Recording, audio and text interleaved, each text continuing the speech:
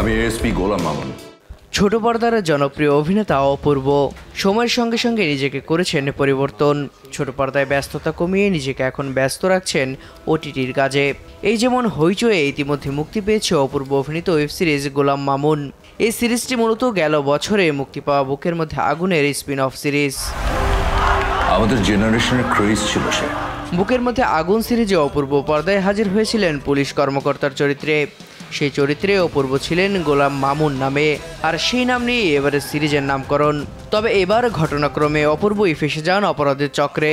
শিহাব শাহীন পরিচালিত ৮ পর্বের এই ওয়েব সিরিজটি 13 জুন মুক্তি পেয়েছে। সিরিজটিতে অপূর্বর সঙ্গে পুলিশ কর্মকর্তার চরিত্রে দেখা গেছে সাবিলা নূরকে। ক্রিকেট বাঙালির এক আবেগের নাম, যে আবেগ মাঠে দেখা গেলেও পর্দায় তেমন একটা দেখা যায়নি বাংলাদেশের কাজগুলোতে। তবে এবার ক্রিকেট নিয়ে নির্মিত হয়েছে এক ওয়েব সিরিজ, যে সিরিজের নাম বাজি। এদিকে বিচ্ছেদের পর প্রথমবারের মতো স্ক্রিন শেয়ার করবেন তাহসান ও মিথিলা।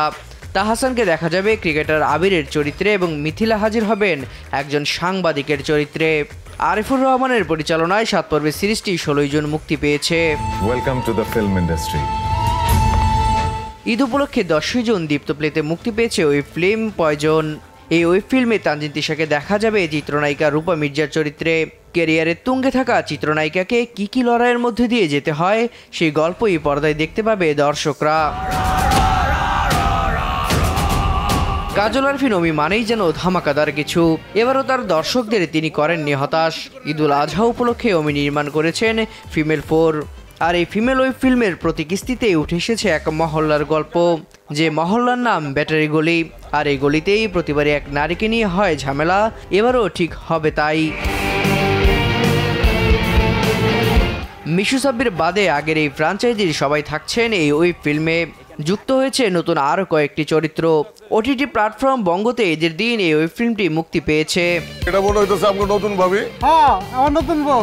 দেবরায় দীপ্ত, দেশ টিভি। নেশা পানি করার সুযোগ তৈরি করে দিই।